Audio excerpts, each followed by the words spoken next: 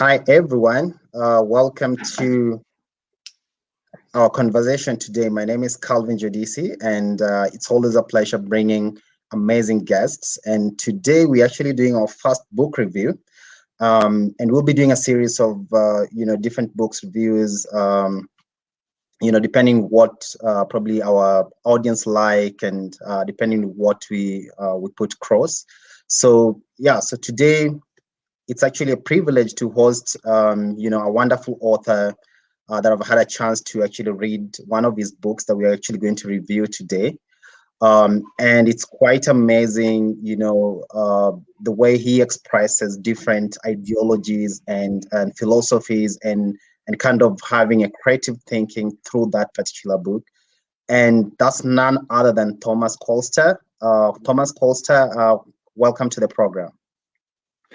Thank you so much, Calvin. I'm super excited for this little opportunity, and let's make it fun and engaging if we can. So yeah, it's I was listening to your audiobook, which is quite fantastic, and just trying to understand the different aspects of of the book that we're actually about to talk about today. And before we do that, I just want you to tell us, who is Thomas Colster? wow, yeah. So basically, I'm calling in from Copenhagen, Denmark today. So that's kind of Northern Europe. I used to be this advertising creative guy. Started out with copywriting, and in that sense, it's really not the most ingenious creative thing as a copywriter to write books. But I think I've turned into sort of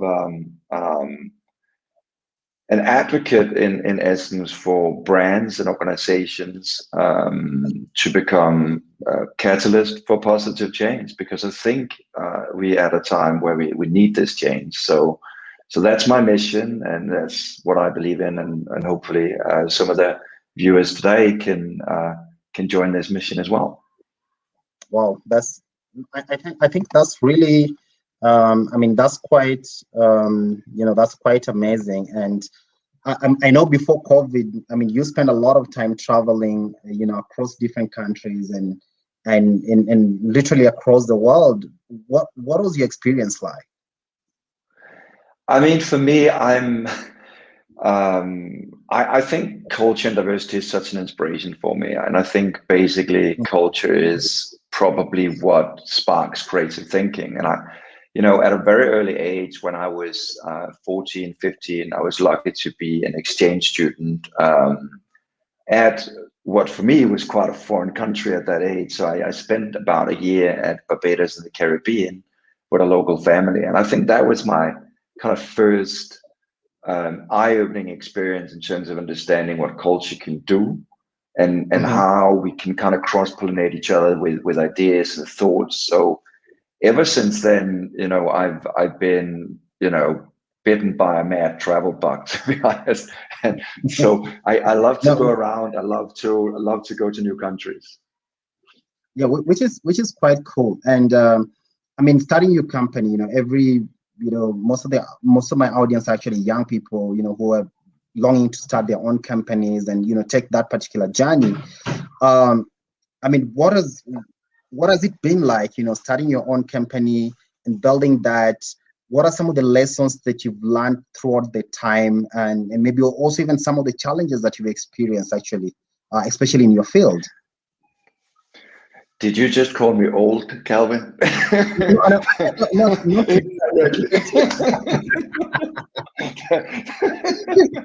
Oh, that's okay. No, that's okay.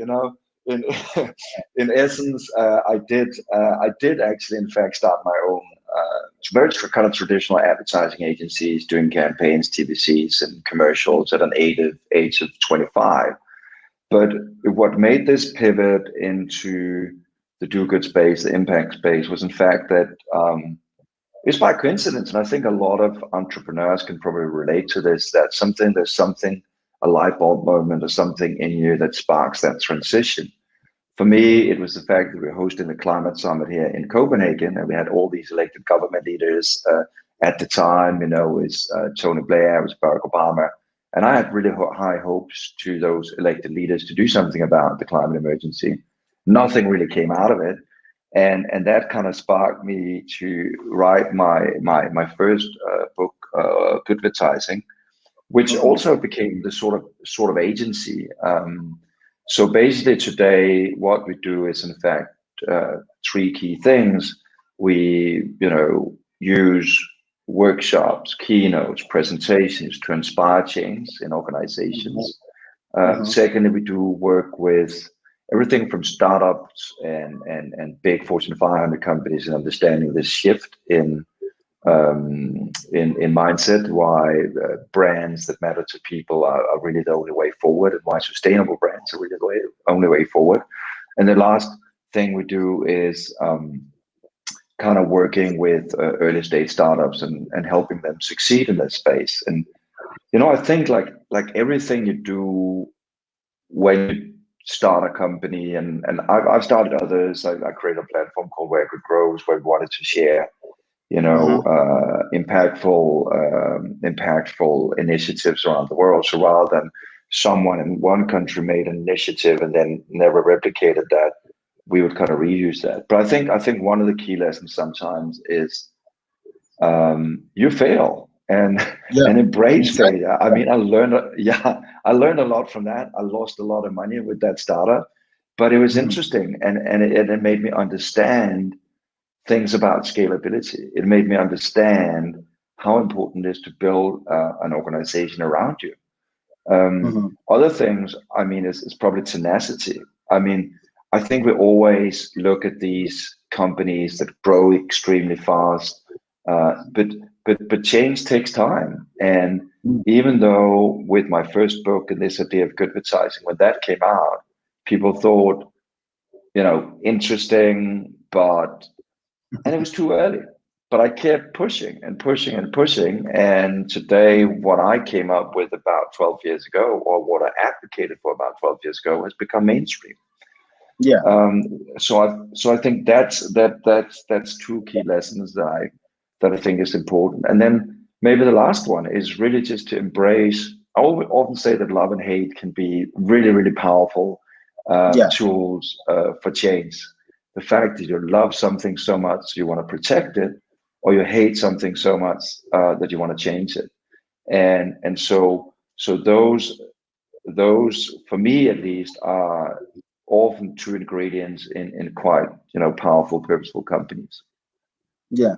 So I mean, I think that's quite that's quite inspiring, the way the different aspects that you brought that, because I know one of the things that I mean, everybody fails at some point. Even people who've actually had like successful companies, you'll find that probably they failed in terms of either products, building a particular product, either they failed on maybe a particular product marketing, a strategy, or that's something like that. But then the consistency aspect, the fact that they're consistent and the fact that they keep pushing, then they're actually able to lift their product to a different level. And I think that is one thing that I've learned over the years as an entrepreneur as well. And I think those are some of the key lessons that probably we need to take through. So just as I say that I've been listening to your audiobook, the Hero Trap, and number one, I was actually quite amazed by the title itself, the Hero Trap. Yeah, and some of the some of the philosophies that you liked, which you're going to discuss here. And I just wanted to ask, probably, why did you think about that particular title as a title of a book? Oh yeah, I mean, in ways it does show.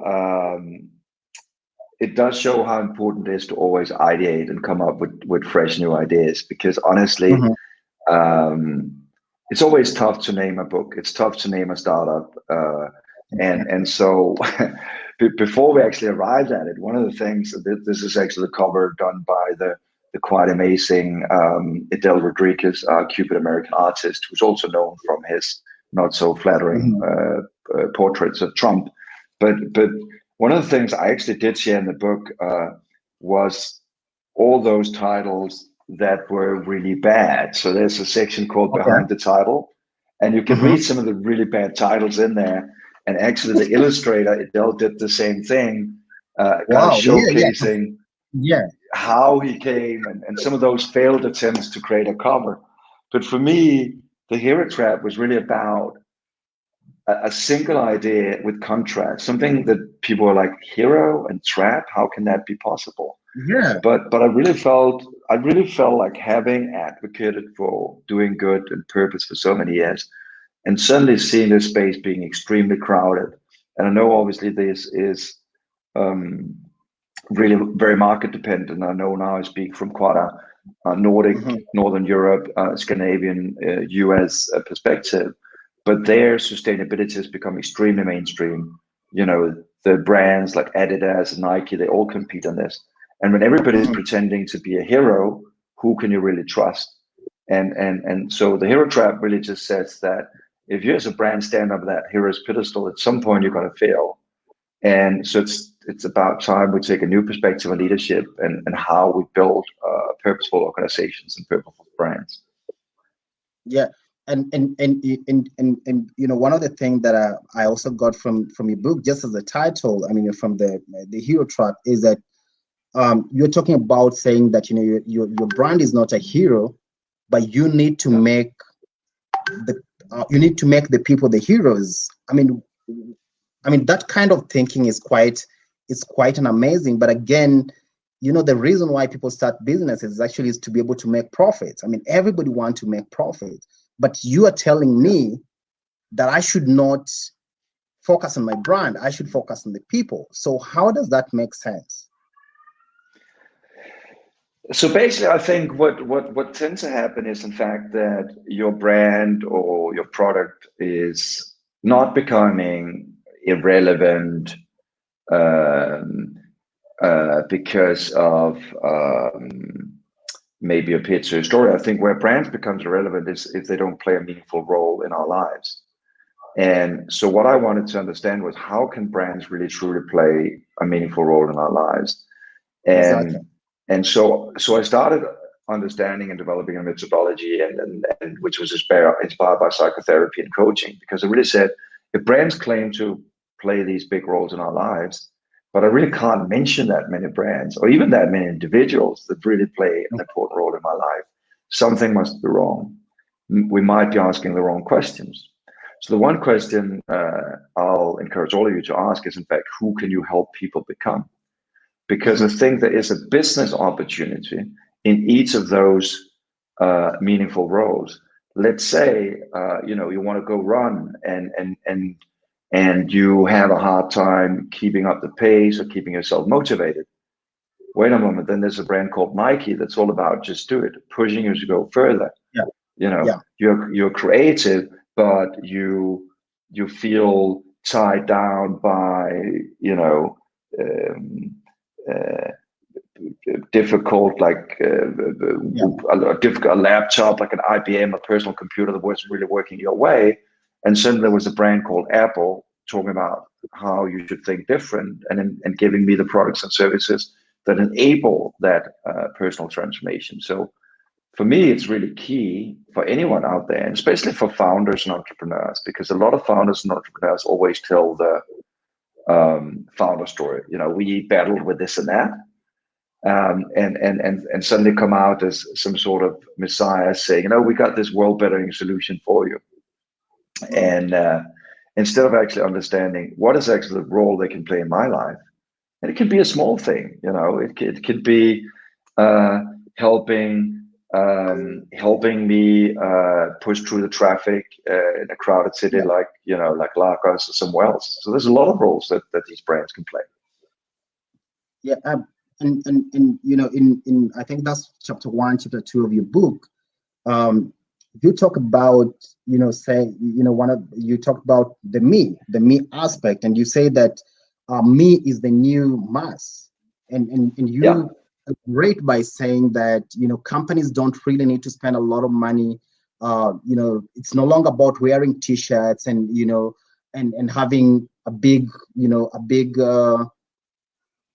budget for your campaign and flash your office and all those different things that we thought would actually make the brand stand out. But then you say that the me is the new mass. How can me be the new mass? I think there's a couple of aspects to it. I think the market is really dramatically changing from, and now you pointed out age, but when I was a young kid, because starting a business back then was difficult, right? And today it's as simple as the click of a button, right? If I want to start something today, I can go found it on Kickstarter or somewhere else. I can connect with peers. We are connecting right now. Things like that weren't possible. And that's a big challenge to big brands and organizations. And one of the people I interviewed for my book, The Hero Trap, was Mark Pritchett. He's the global chief marketing officer of P&G, which is one of the biggest consumer goods products out there. And they do everything from like soap, detergents, diapers, whatever. And he said, isn't it interesting that even though they have 180 years of history, they have some of the best research and developers, people aren't actually trusting what they're doing, but they trust some 18-year-old kid that does soap out of his mom's basement. So we see this kind of change in power relations.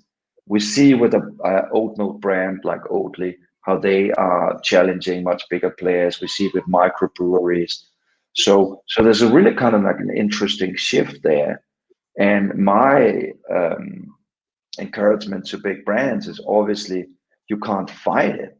So use it, because I think all of us have this, we want to create stuff. I mean, I grew up with Lego bricks in Denmark, those small colorful bricks, and I loved it. It was like a spark of creativity. And I think all of us want to build, we want to shape things. And so I think for brands and organizations, it's really up to open up the whole marketing mix and say to people, welcome in. We want to listen.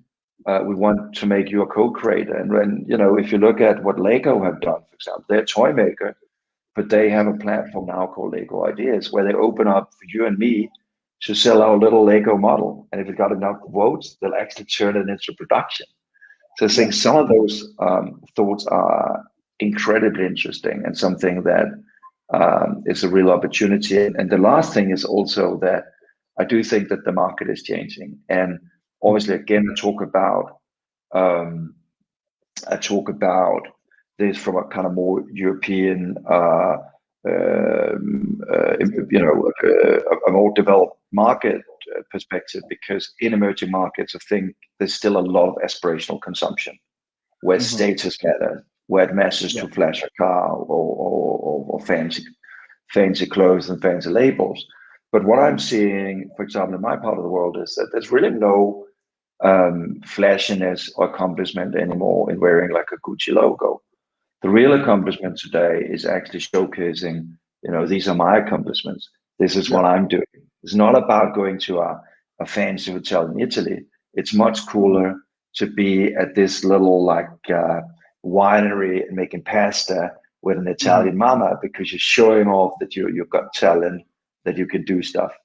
Because everybody can buy stuff, but realizing things we can't buy. So basically, what I'm saying is just that if we look forward, the best things in life aren't things. And I think this is also one of the things that COVID have taught us, and have also shown us that shift in consumer mindset today. Yeah.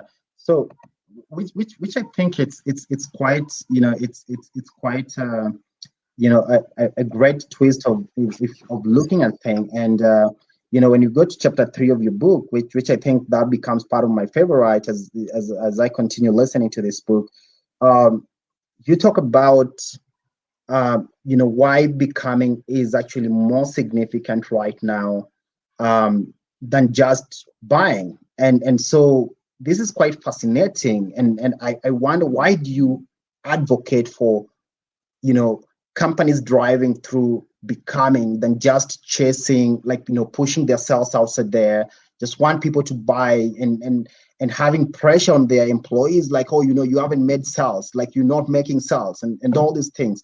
So why would company looks more in becoming than just pushing for their sales? I think there's a sort of interesting shift happening. I think some of that has been brought by the development in e-commerce, etc. The thing is that when we can get everything with the push of a button, what is it really that you deliver, right? And so one of the trends that I describe in the book is, in fact, how brick and mortar stores across the world is really struggling. And I think one of the reasons to that is that when the only thing that I can get in a storage transactional, like go there, buy the shoes, what do I really get out of it as a customer? And so one of the cases I, for example, describe is, the furniture maker IKEA.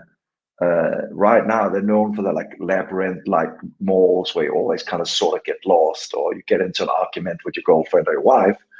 And how do they go into bigger cities? And one of the things they've done, a street or two from here, is opening like a small design space, 150 square meters, and in there are designers that are helping you create a democratic, beautifully low-price designed home. So they suddenly find an interesting role to play in my life, and they add something. And so what I believe going forward is, in fact, that that we won't just buy stuff, but we are on this journey, as I described earlier, towards self-development and self-actualization. And I think during COVID, I think you two call it the kind of sourdough index, looking at how many people who suddenly wanted to bake their own sourdough bread. And why do we do that? I mean, we do that because it makes us more fulfilled. And I think what better can you do as a brand or as an organization to make me feel happy or fulfilled about something? And so for me, that's the real kind of pinnacle of meaning for brand.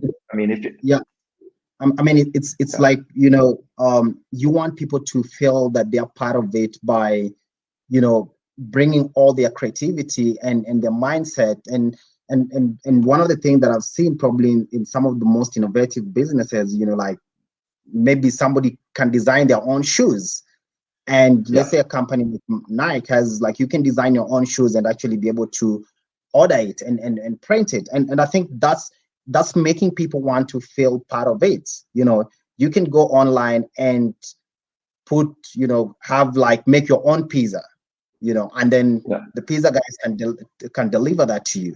So I think that kind of, making sure that everybody's involved in the process kind of feel, people want to be part of it and want to feel also the fun aspect.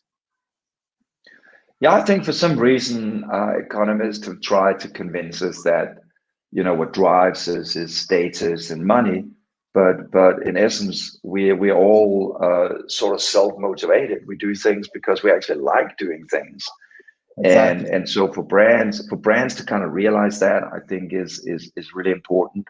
And as you say, I mean, why not open up for people's creativity if it's possible? I mean, Nike ID, the example you mentioned with the shoe, is just a brilliant example of how they created something really unique and engaging that people actually do love. And secondly, people are actually willing to pay more for it. So when they are part of the creation themselves, they want to pay a premium. If you look at the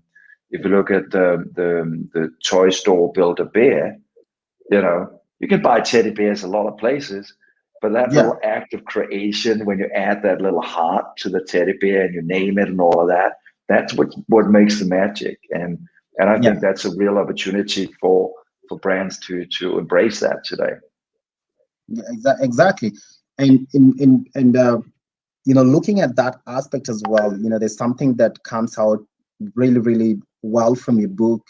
And I think chapter 3, chapter 4. And you saying that brands can actually be brought out of the shelves, but then you continue and you actually highlight that, but customers want to build relationship with you. So I mean, that is quite a very dynamic ways of looking at it. The outlook is quite an amazing. Why that aspect of outlook, and what really inspired you to look at it in that different way? Yeah, I think, what a lot of people forget is that brands are like people. So Yeah, sometimes when we go wrong is when we focus too much on the product and the service. But most of the time, it's always generic. I mean, car brands are generic, soda brands are generic, and so the brand is really key. But if your brand haven't really found that meaningful role to play in people's lives, you don't really have a relationship. And in essence, if you, I mean, if you compare brands to your friends, yeah, you have friends that are there for fun times. You have friends that inspire you. You have friends you sit down with when your wife is mad or whatever. And all of those roles are opportunities for brands. You have a friend. We all have this tech friend, right? So when things break yeah, down and the phone is not working, we got that guy to call. yeah, Or so I think that's the real opportunity to build brands that matters. And again, you know, having looked and spoken with looked at hundreds of cases, spoken with tons of people out there in the space, I really did realize that it was down to a model that I call the arrow. And as I said earlier on, the really key question that one is who can you help people become? How do you make yeah, sure that you play that meaningful role in people's lives? So that's key to meaning yeah. and to future growth.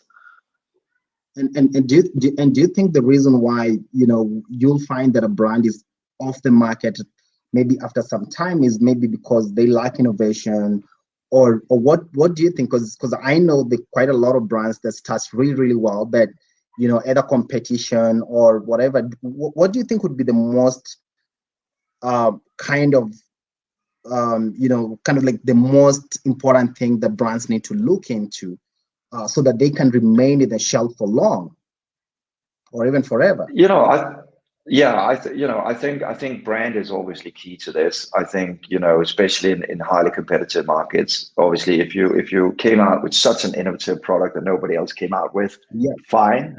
But that's very rarely the challenge of most of us. I mean, even in the startup space, you have so many similar startups. So all of those are obviously competing for our attention and our share wallet. And I think this is where that brand thing is key. But another aspect I touch on in the book is what I call the wheel. How do you actually open up your brand for people's co-creation across the whole scope? So one example is a brewer, Carlsberg. They did something they called the beer election, where they actually had a number of beers, and then people could kind of decide which one and vote for which one they thought was the most interesting and better tasting beer. I think that's fast pacing innovation, because I think today, early on, you had to really like maybe 2 to 3 years of research and development before the product was finished. I think now people are used to, thanks to platforms like Instagram, etc., that kind of conversation, you know, when you deal with smaller clothing brands and Facebook, I could be like, hey, I like this cap, but I don't like the material, or I don't like the color, and they can respond back. And I think when brands are not open, when they're too corporate, when they're too slow, when they're not understanding that today business is on my terms, it's not about dictating certain things. I get annoyed yeah, and I turn those big old brands off, because I'm like, why do I want to deal with that old school brand that talks like a textbook out of business school rather than a person with a beating heart, right? And I think that's a real challenge. yeah. I, that's quite interesting, and let's go to personal development, which I'm actually a very big advocate of personal development, and I believe that for companies to prosper, they actually need to focus on building their employees, building the team, and most of the time it doesn't happen that way because companies are out there to make money, and probably they hire you because they think you can help them make more money. But Yeah. then I believe in building, personal branding as well, which you've actually brought that, in your book, very strongly about why you need to develop people. And so I would just like you to probably maybe take us through maybe what are key aspects in terms of personal development and why that is key for companies. You know what? I think one of the things I advocated for that in my first book was obviously that,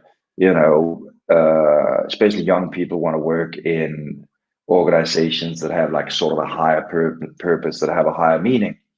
But by the end of the day, how many of us really truly go to work because it benefits society?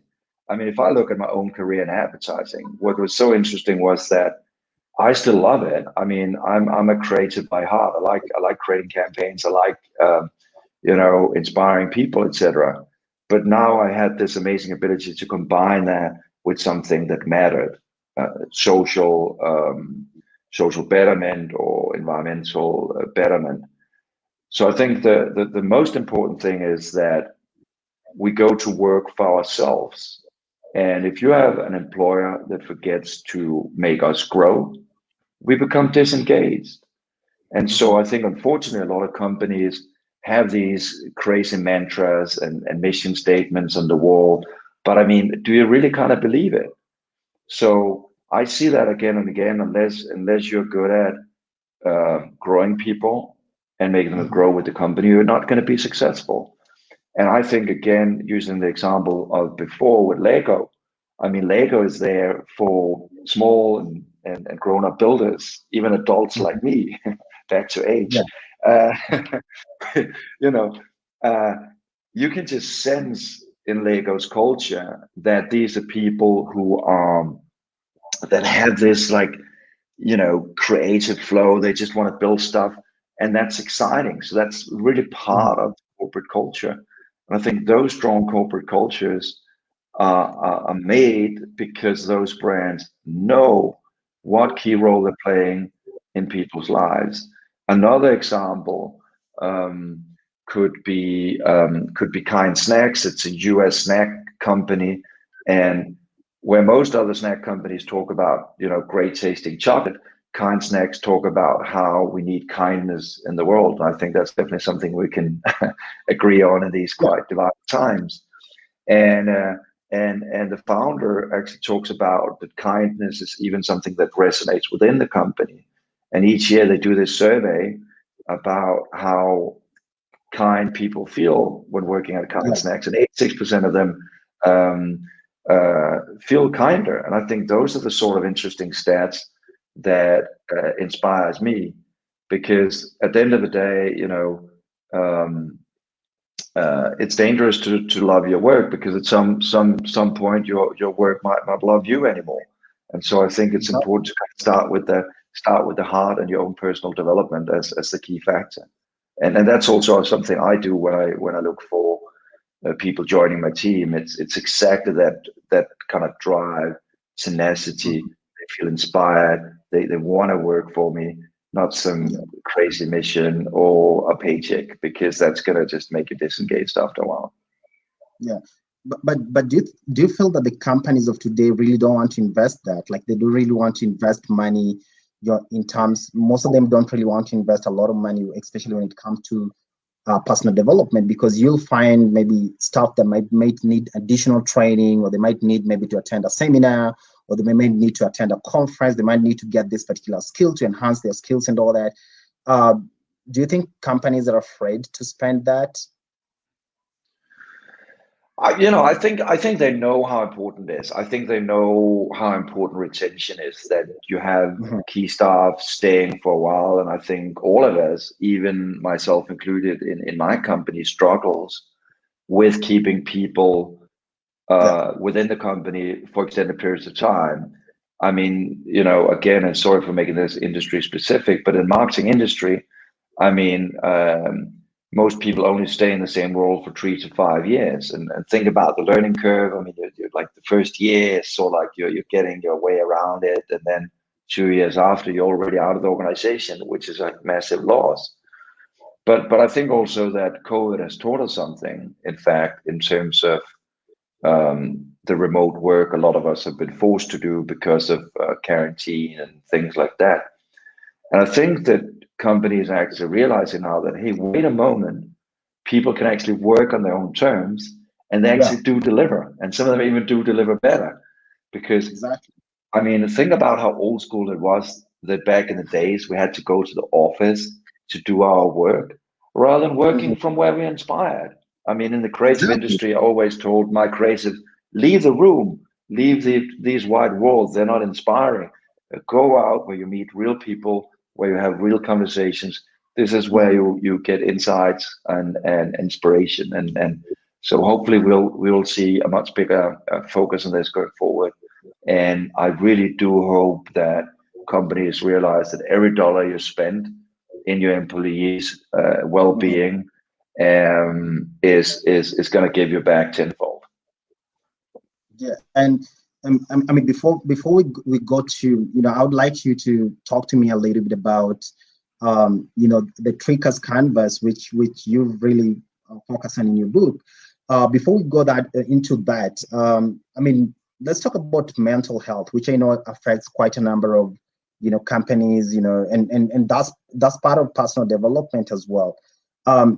What would you say about mental health, and how can companies keep their employees mentally healthy and being productive over the years? I think mental health is really also doing this crisis move to the forefront. I think we've all experienced struggles in one way or another, and obviously having to deal with the uncertainty and I think for me, mental health is a key factor to well-being and to productivity. And I think if you keep and treat people like if we just pay them enough, they're going to be happy. They're gonna excel. I don't think that's what really drives people. I mean, look at Wolf of Wall Street, right? I mean, there's only a certain amount of money you can try and give people to keep them motivated, but at the end of the day, they're going to feel burnouts, etc. And I unfortunately work in an industry that have faced its share of challenges because of overwork, because of tight deadlines. And I remember some years ago, I wrote an article for The Drum called Advertising Kills, and the fact that I have experienced and have had colleagues close to me that went down with stress. And we've even seen stories in the press with a young dancer worker at an ad agency who took her own life because of working too much. So I think we really need to put mental health to the forefront, and also even in the startup space. I can say one thing, like, yes, there's this myth that if you just grind, if you just work harder, you'll succeed. But I got to say that some of my best ideas I've had under the shower, when I was vacationing, when I wasn't doing much. And so I think it's really pivotal that we don't feel guilty about not working, because I think by the end of the day, we are creative people and our brains are always working. So we need to put mental health at the forefront, that's for sure. Exactly. I mean, talk to us about the Trickers Canvas in your book. Yes. Yeah, so basically I mentioned a little bit about the tool that I call the Arrow, that asks four fundamental questions. So what is it that you do? How are you unique in delivering your products and service? Who can you help people become? And when do you enable that change? So this is kind of the tool to create what I call a transformative brand, a brand that's focused on my personal development, my personal change.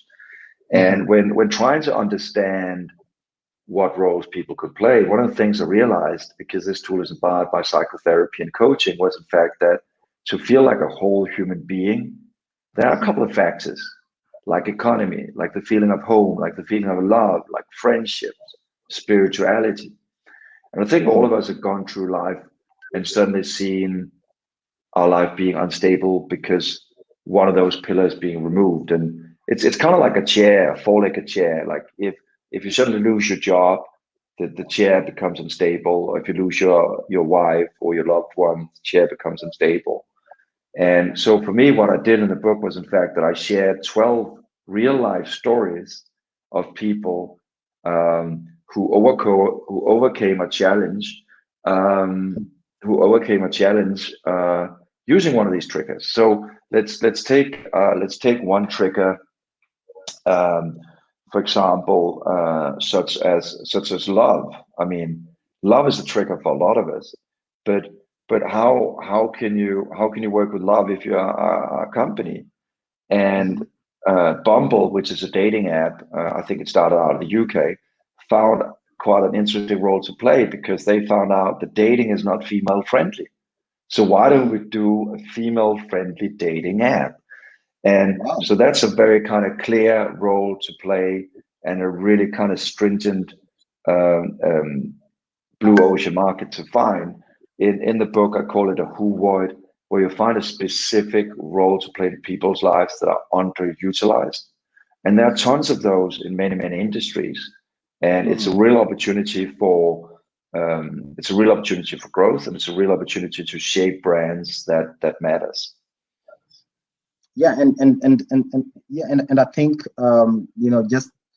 having we've had really nice conversation, and it all goes back to the people, and both the customers and the people helping you drive that particular brand.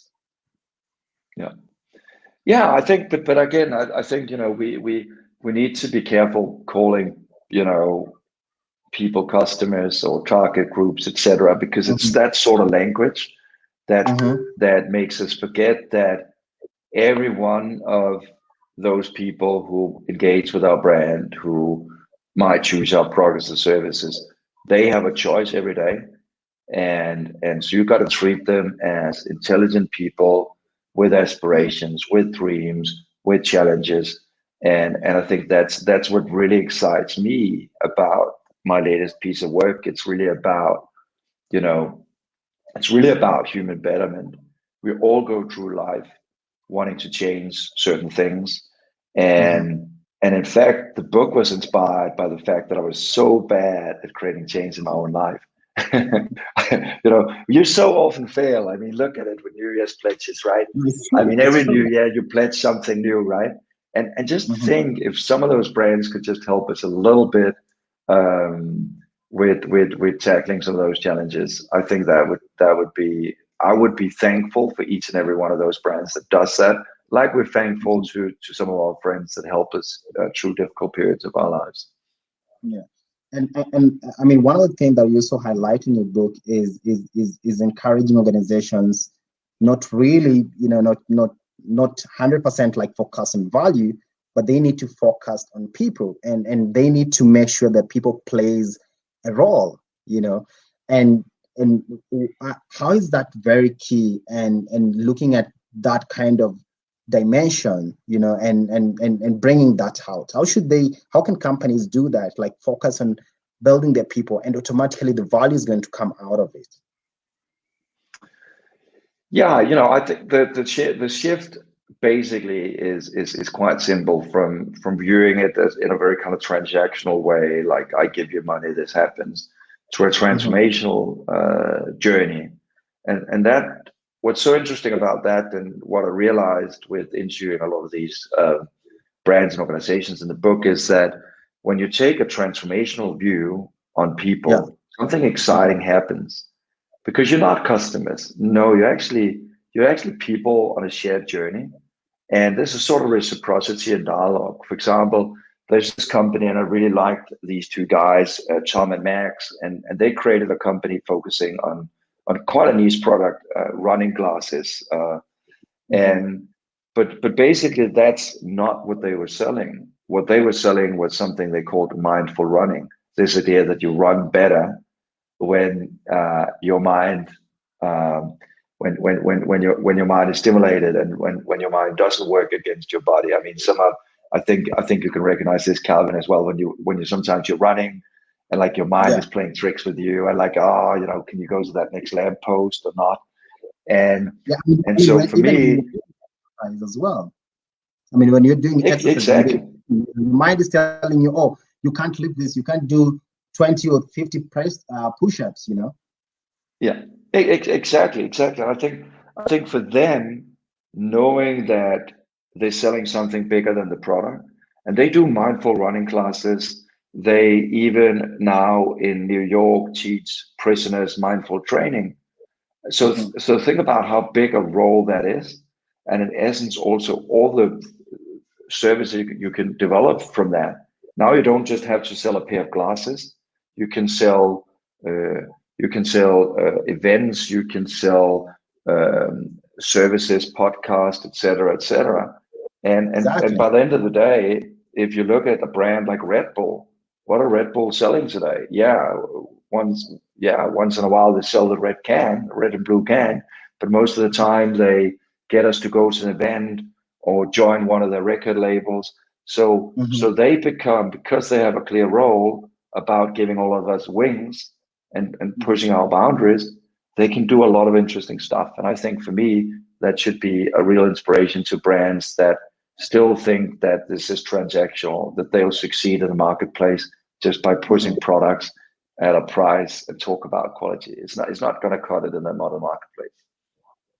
So which means that, I know you emphasize that a lot in your book about, transformation, and so you are actually calling out, companies and brands to look at how do they transform themselves.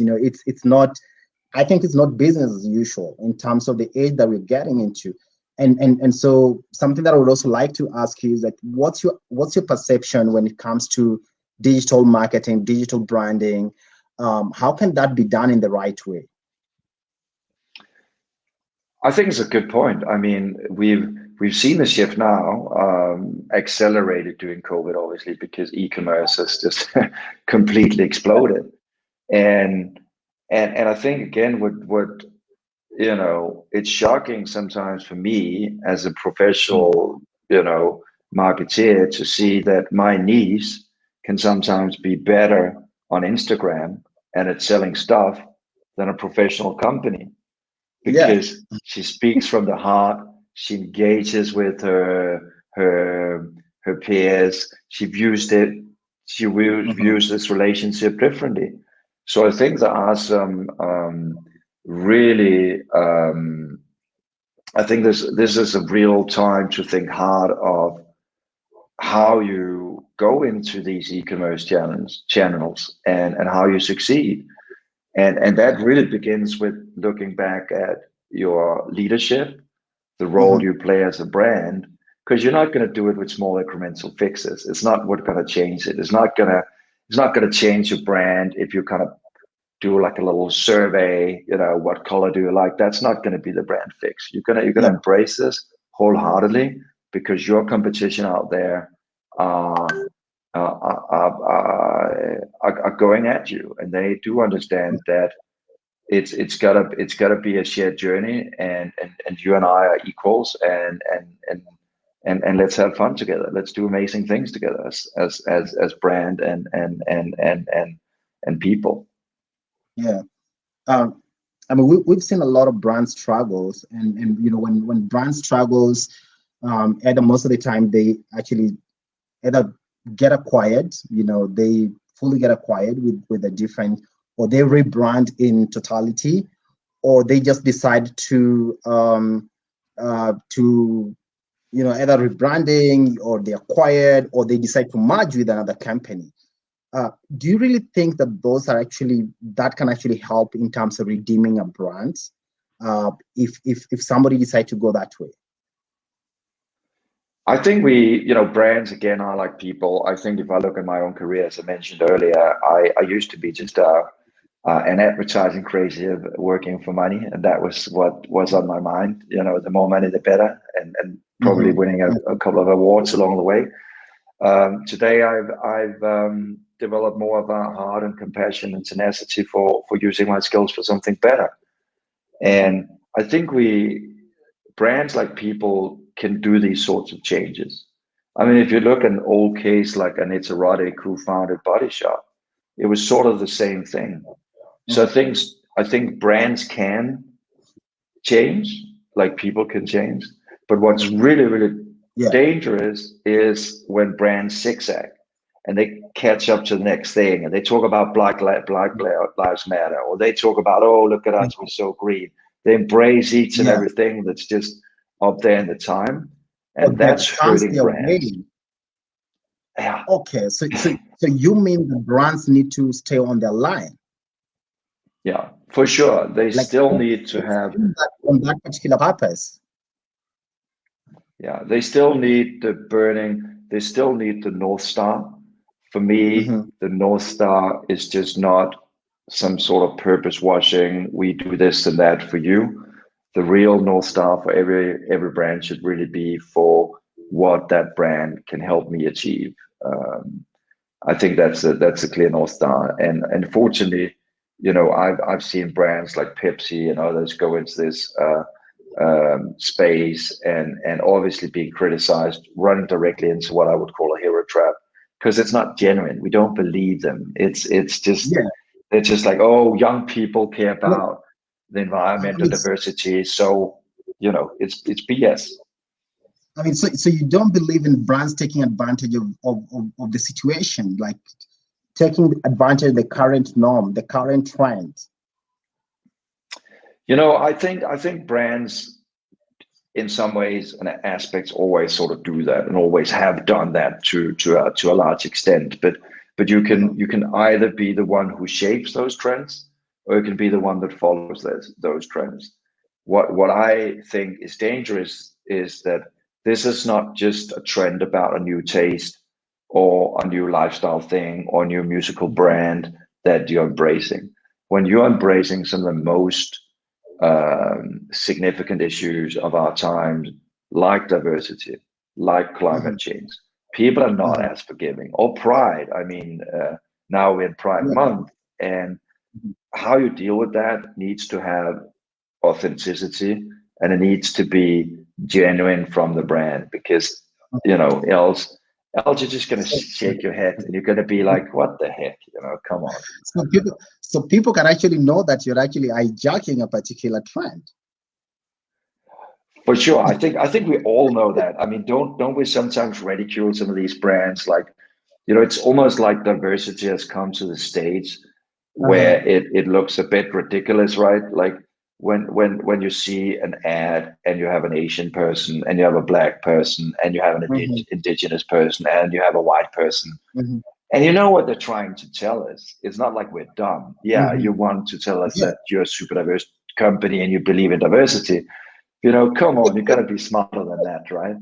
And again, I think that's the key thing, right? Because as a brand, you shouldn't stand up and shout diversity from every rooftop. Instead, think about who can help people become. And I think a lot of us have biases and stereotypes that we need to confront. As I said, when I was 14, 15, and I went to school in the Caribbean, I was the only, I think we were five white guys out of the school of 1,500 people. You've got to look at yourself and you've got to have a different worldview. And the brands that can help us do that, I think that's really, really interesting. Like a snack bar that talks about kindness. I think that's valuable in my life. And I open the door for those brands, not the brands that just kind of flag, another kind of pride banner or like shout like Black Lives Matters, and then the next time want to sell like a soft drink. It's not going to work. So, but honestly, it's like, what the heck? No, seriously. I think that's where most of the brands goes. I mean, they go wrong in those aspects when they feel like, we need just to ride in the next train. We need to ride in the next train. But then keeping strong to their purpose and driving that particular, the agenda, I think that would be really cool, because that would actually help, help people really flow with a particular brand. And definitely, just you said, brand is like a person. You don't need to go making noise everywhere. No, we should. No, I think you shouldn't, and especially on things like that. I mean, so I think where brands lose relevance is when they get confused, when they get into an identity crisis, when they don't really know who they matter for anymore, or they zigzag too much. Like one day Coca-Cola is about happiness, the next day it's about taste the feeling. You know, there's too much going on. You get confused, and so I think if you're out there and you're listening to this interview, I would really encourage you to think long and hard about the role that your brand is playing, and then embracing that, and really trying to avoid that mistake of making yourself the hero brand, but instead thinking about how can you actually turn Calvin and I into the heroes of our lives, because that's what we're going to love you for. Exactly.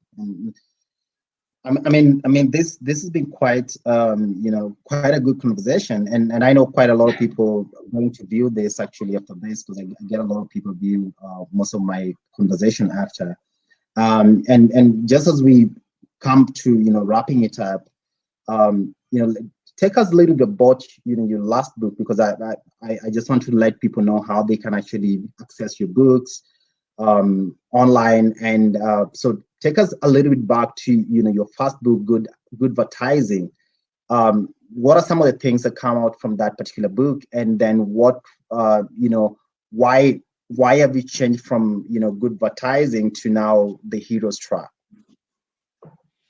So I guess this was a little heavy book called Good Advertising back then, and it's about a decade or so old, filled with lots of inspirations and issues and stuff.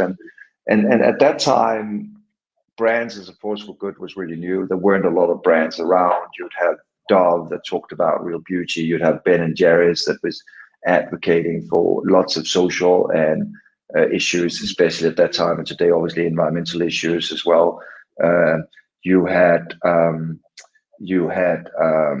brands like Body Shop and Patagonia.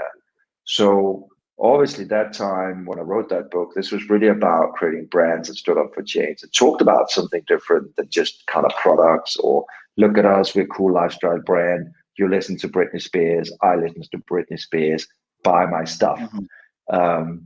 And so I think we're on a trend now where when sort of purpose and sustainability and all these two good things are mainstream, as we see now during Pride Month, how do you as a brand stick out? How do I know that what you're doing is actually genuine? And that's exactly why I had to write the sort of second book, The Hero Trap, to say, wait a moment, maybe I was actually wrong on not that I was wrong on the first book, but today it's such a competitive landscape. And you can't have 100 Mandelas and Gandhis and Jesuses when you go into the supermarket. You're going to be And so what I really say is we're moving from a point where you have pitch products and it's the societal difference they're playing, for example, a Prius that's more environmentally friendly, to talk about the transformational difference, that I buy a change, that I can feel a change of perspective, something new, better health. And so this is where I think the future market space is at. It's really delivering that transformative difference. And one good example is, for example, I'm not sure if it's in your market, but it's a health insurance company called Discovery that actually originated out of South Africa. I think they're in 7-8 markets right now. And what they promise people is actually to incentivize people to live healthier. They've been incredibly good at that. So when you look at the success rate of people within that health insurance company, people that take part in their programs, etc., exercise 4.8 days more per week. So when you as a brand actually have that clear focus, you do make a difference in people's lives. And some of the research we've done shows that people are willing to pay a premium price for it, and also people feel much more motivated. So I think that's the change from being, an advocate or brand activist and talking about diversity, etc., playing the hero as a brand, to actually understanding how can a brand help you and me fight biases, become healthier, become more financially aware, becoming a more loving husband or boyfriend or whatever it might be. that your brand plays a role. So that's sort of the move from good advertising about a decade ago to the Hero Trap today. And obviously in some markets, these are emerging trends and are not as visible right now. But I think even in a market that's still highly aspirational, no doubt about it, we'll come to this point. I mean, look at Mark Zuckerberg, who used to be one of the richest guys in the world. The only thing he couldn't buy for money is self-development. And each year he gave himself this little task, for example, to learn Mandarin or to code or whatever. And so when the world's richest guy embraced that, you know that's what really matters, because you can't buy that stuff for money, and that excites me.